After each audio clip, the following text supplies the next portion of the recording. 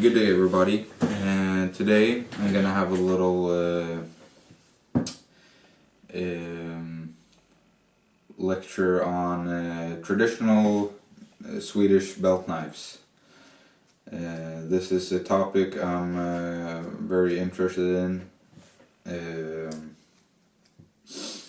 basically because I'm from Sweden and I love knives, or I like knives, and I would say that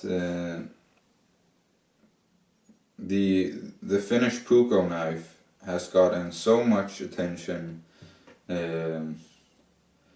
today or nowadays because of a lot of very skilled Finnish knife makers. They make very beautiful traditional Finnish knives, and they kind of display their tradition very, very well, with their beautiful shapes and their rhomboidic blades, or their the Finnish blade with the high grind, very, very pleasing to the eye. But I thought I would talk a little bit about the Swedish equivalent of the Finnish Puukko. I filmed this once before, like a couple of minutes ago, and it became this 40-minute long video, so I thought I'd do it a little bit quicker. And what I mean when I say, or let me start like this. I'm gonna go over two big manufacturers of Swedish knives, kind of traditional Swedish knives, and it's Mora, which is very famous. Most people know about Mora.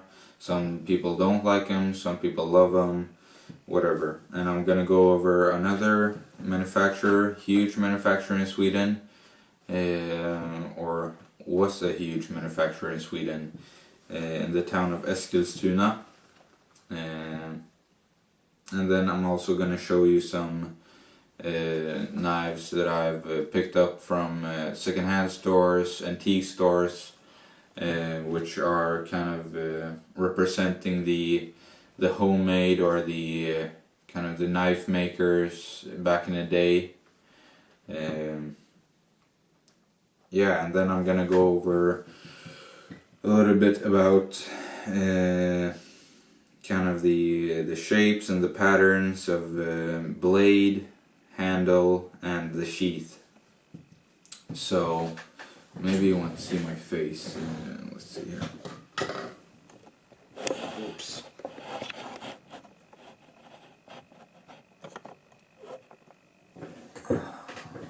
Now I can't see myself.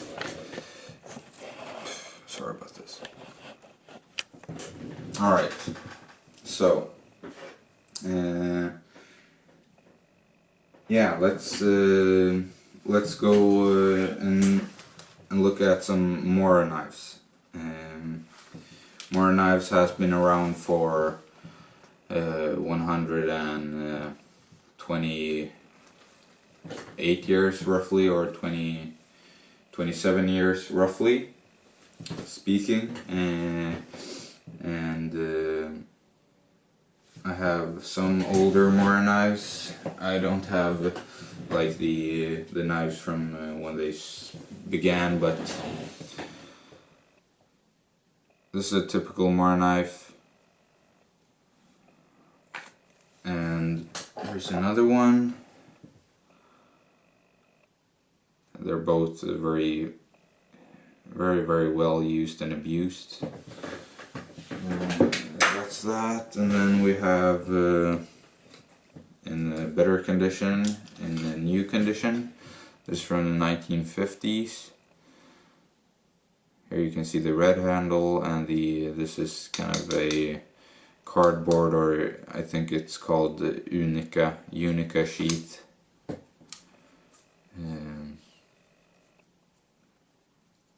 So that's that. More knives. And here's another kind of more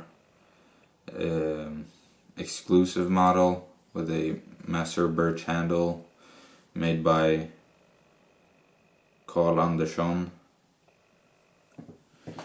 And here is another one, very well used, still got some years to go. So that's, and here's the sheath for it. As you can see, a little bit more exclusive model than the first ones I showed. More knives. That's kind of, I have a lot of more knives, but I can't show you all. Here's another one, smaller knife, carbon steel blade. There's another one. Whoops. Laminated steel, simple Mara knife, the classic Mara knife. And then also they made some kind of odd knives, a lot of odd knives, and this is one of them. This is based on a tradition in Scandinavia, where you put a little, where you protect the whole knife like that. And this sheath is made by Mora, and simple Mora knife. I'm not gonna go in depth on these sheaths or whatever, but they made a lot of different styles of knives over the years. And then Eskilstuna. I have only 2 Eskilstuna knives because they're kind of a little bit harder to find. Here's one of them. A very beautiful knife. And there you can see stamp, says Eskilstuna. I have another one, and this is a very typical Eskilstuna knife. You can see if you get focus there. There we go. With the crown bolsters. Alright, so that's two big manufacturers.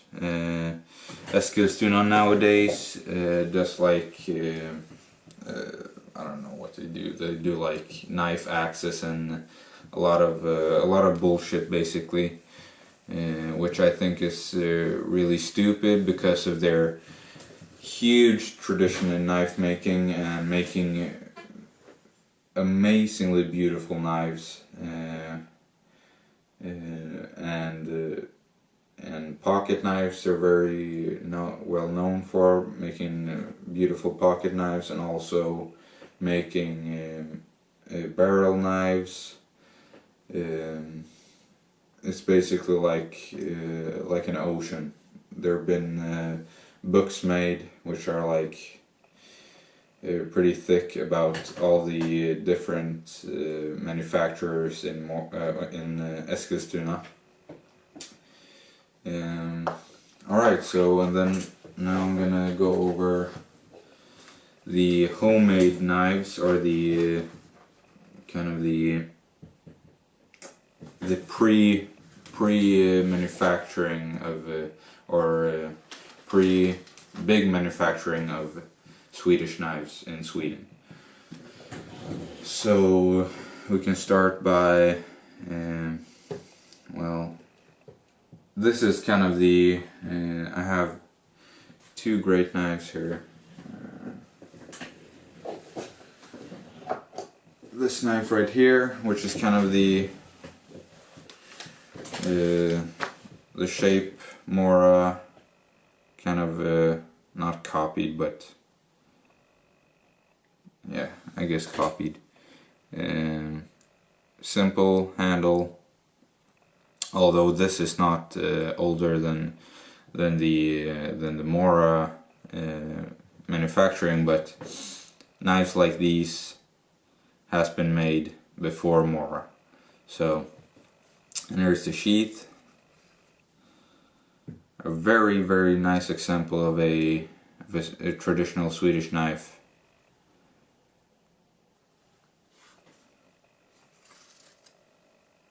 There's no stamps or anything on this.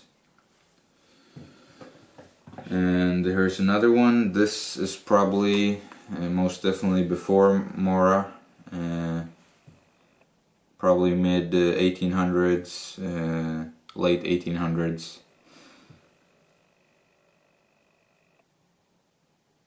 That's that. As you can see, very chubby.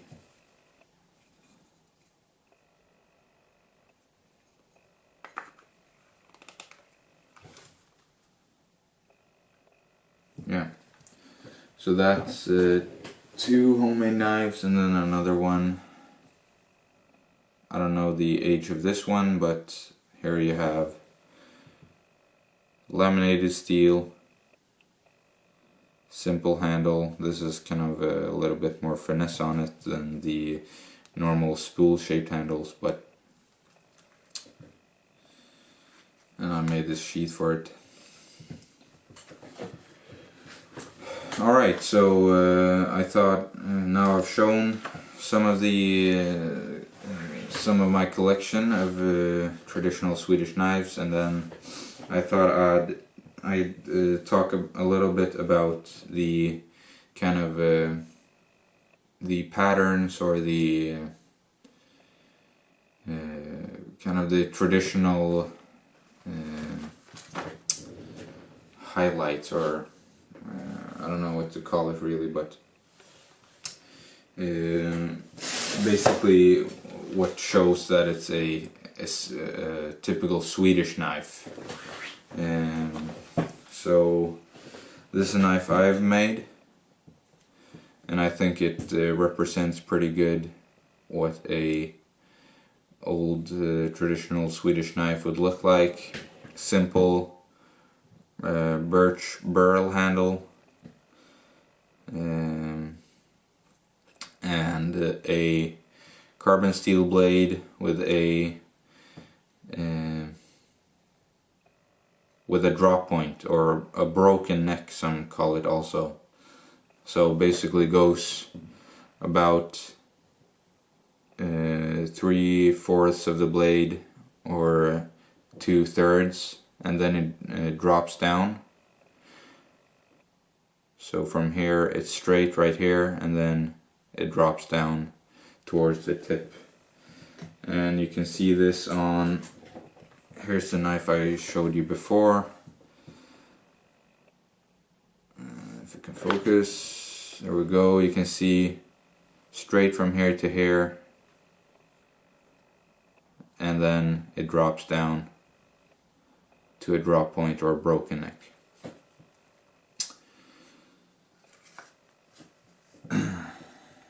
And then let's see here, and this is another knife I showed you. Straight, and then drops down.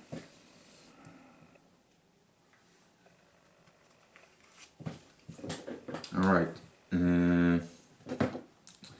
so that's the blade shape, the typical blade shape of the Swedish belt knife.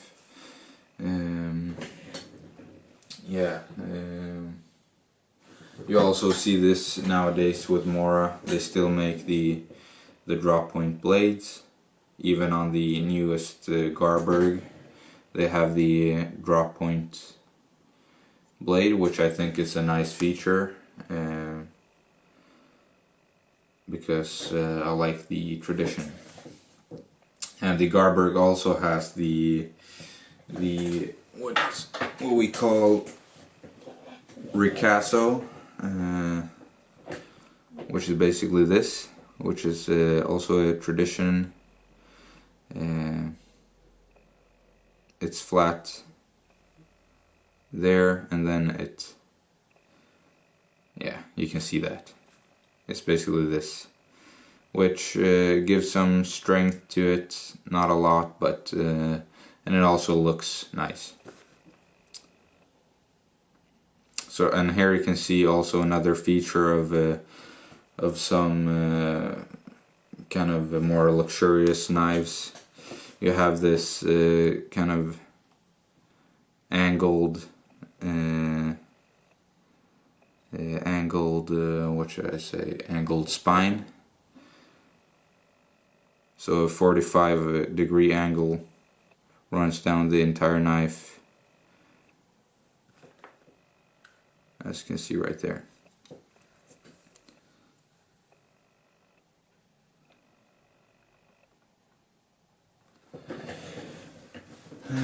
And another thing about the blades is the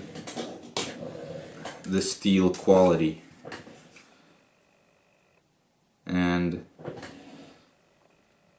Sweden is famous for their laminated steels, and to me it's the best steel out there. It's basically very simple. You have softer steels on the outsides, so it's like a hamburger or a sandwich.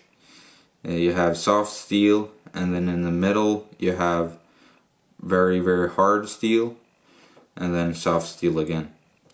So this has a lot of good properties or whatever. It basically gives the knife a lot more resistant to bending. The knife can be bent and then bent back again. And often if you find knives on secondhand shops, they might be badly bented, and you can just bend them right back. So it's very hard to pry off a laminated steel knife. And here you have another. This is an old knife, and this has a laminated steel, a hand-forged laminated steel. You can't probably see it because I polished the blade too good.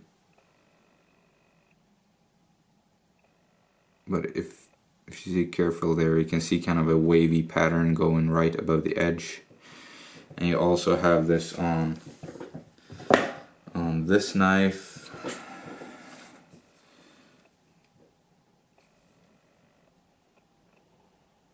There you can see the lamination, and with the laminated blades,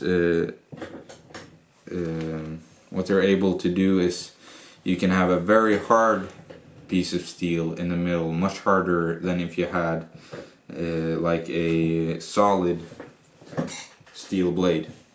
The solid steel blades are a lot more brittle,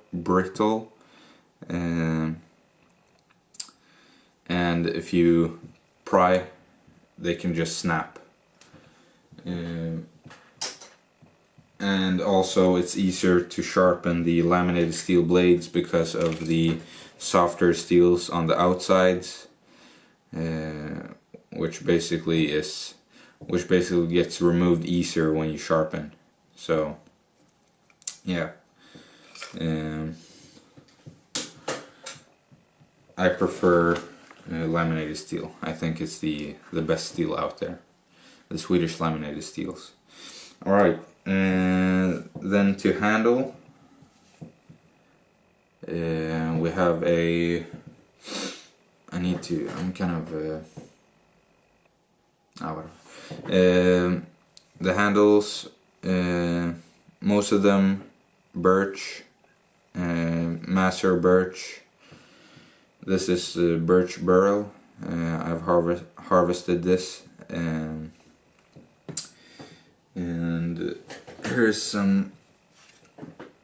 here's master birch, and see here.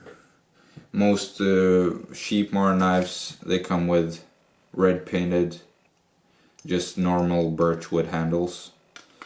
And some of them came with, back in the day, they came with Master Birch, kind of the more exclusive models.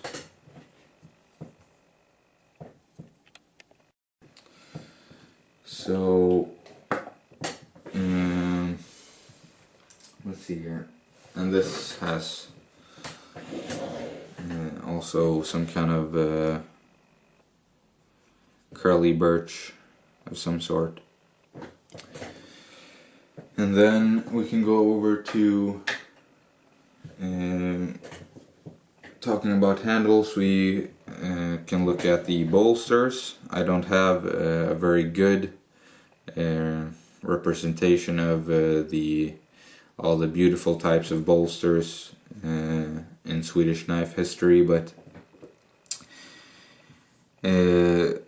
often kind of the nicer knives, the more dressy knives, you had bolsters on each side, either in brass or like nickel or something like that, and they were often kind of nicely filed or etched or carved with a pattern or something like that. And also we have, I'm going to show you this knife again. The butt of the knife has a little nib on it. There's also a tradition in Sweden, also you can find it in Norwegian history, knife history. These were pretty popular, and we also have it on this guy.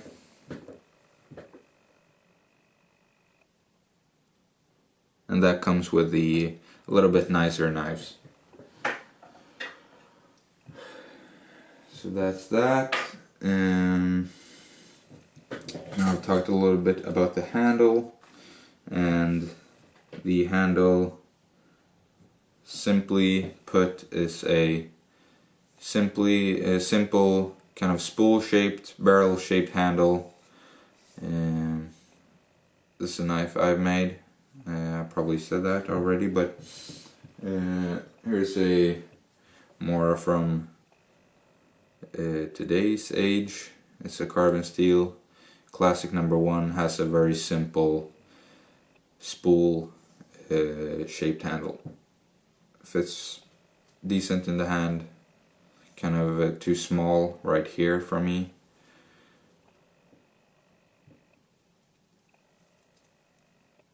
But does the job. And here are some. You can see the handle is very simple, spool shaped handle.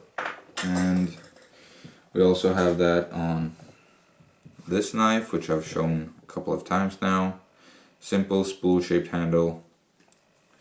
Does the job for the working man. Also here.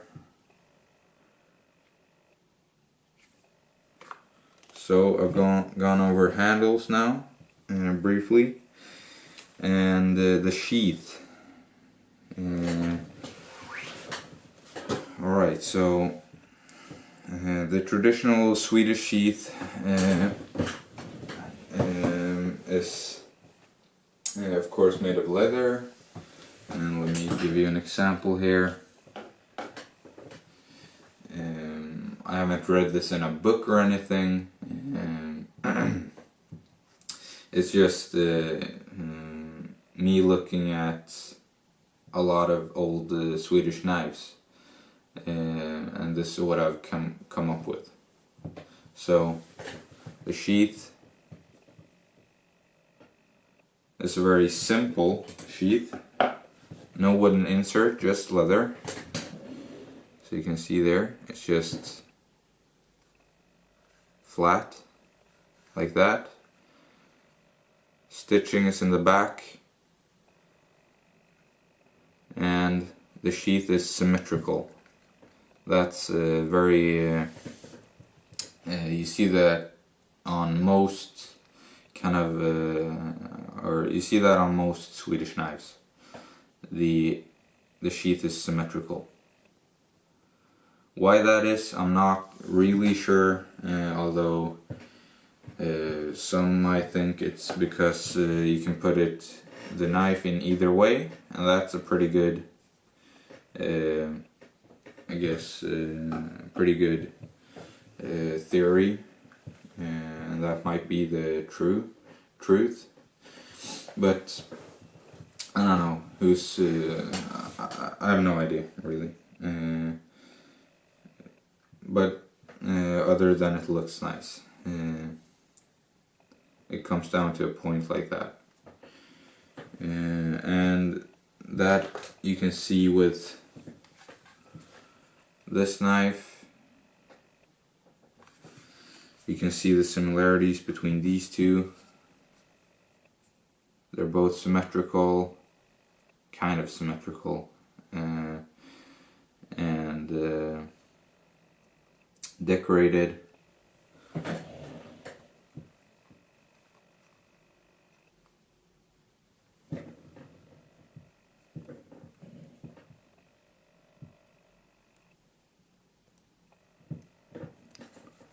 Backstitched,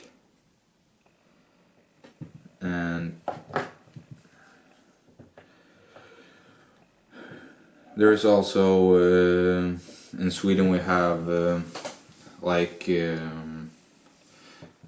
lot of knives, or not a lot, but some knives back in the days were made with a brass sheath with a leather lining. So I don't have that kind of a sheath, but I have a aluminium sheath right here, which is kind of I would say kind of Finnish inspired or Sami inspired, with the little bent end right there. But there's also models of this sheath which goes straight and then just kind of ends here. So just want to touch on that. And then we also have a tradition in Sweden with making, let's see here, leather sheaths with brass, kind of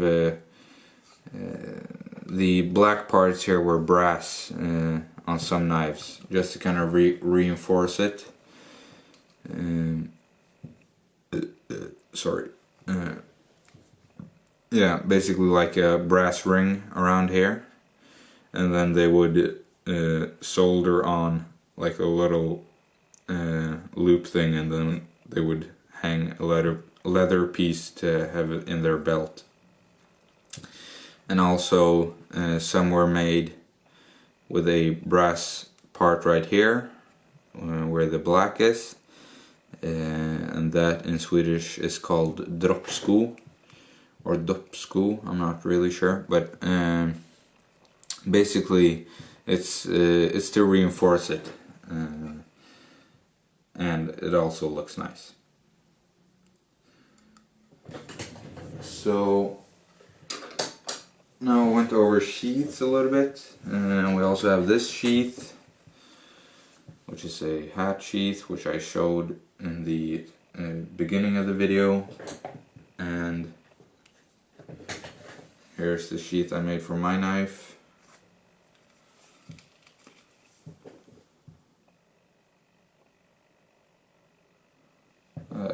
I try to make it symmetrical, but it kind of slants to one side. But very simple leather sheath with this type of belt loop. And a lot of the modern knives come with this type of belt loop. Even today they come with a let's see where I put that. With a loop for buttons.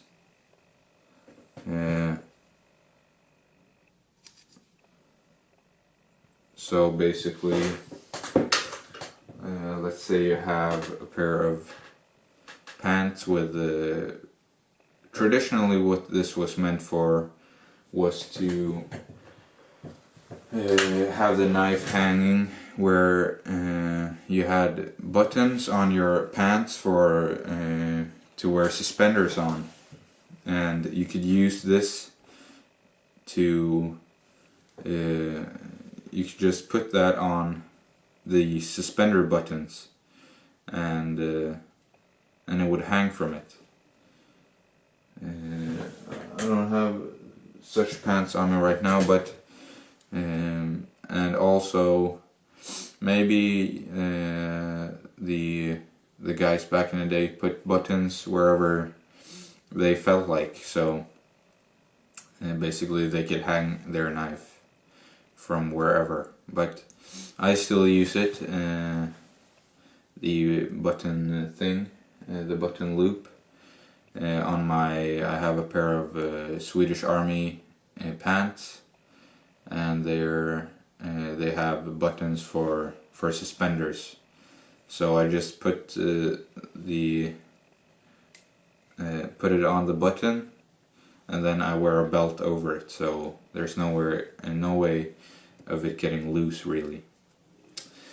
And also with this, you can have kind of a double security belt hanging system where you put the first on the button and then you slide a belt through there.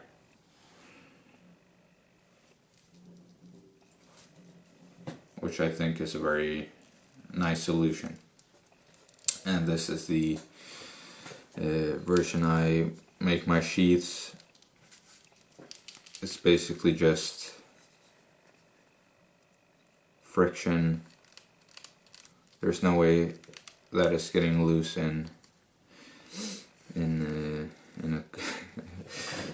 for many years. So yeah, that's that.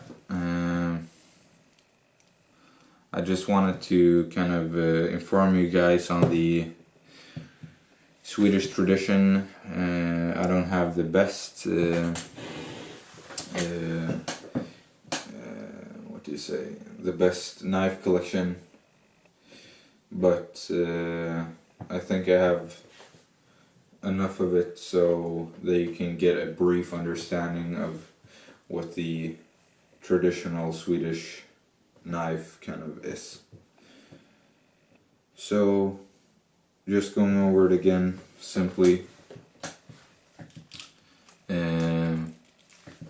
you have a simple wooden spool shape handle, symmetrical sheath, and you have a drop point or broken neck blade, Scandi grind of course, and let's see, and you have let's see here, on the nicer knives you have laminated steel like this one. Also a lot of old Moor knives were standard that they had laminated steel. Yeah, that's pretty much it. I hope you liked the video. I hoped I opened some eyes to the tradition of Swedish belt knives. I think Swedes should embrace their knife tradition a little bit more and kind of look above more. Although I don't dislike more in any way, but we have a deeper tradition than Mora. Mora didn't make the knives they didn't come up with the patterns of the knife just like that. They looked at old traditions in Sweden and basically started mass producing them. So yeah, and they were very successful at that, and that the Mora factory kind of was the death to a lot of knife makers, and like the village knife makers who made knives for the village they lived in. When Mora started mass producing blades, they were so cheap that the farmers and the workers they went to Mora instead of their kind of local knife maker, because of the price, of course, and they were very good in quality, although that's arguable against whatever knives were made in the village. But yeah, that's basically like the simple theory of the Swedish knife history. Although Mora made a lot of very, very beautiful knives back in the day. Nowadays they've stopped making the traditional, kind of the more exclusive models, which I think is sad. Yeah.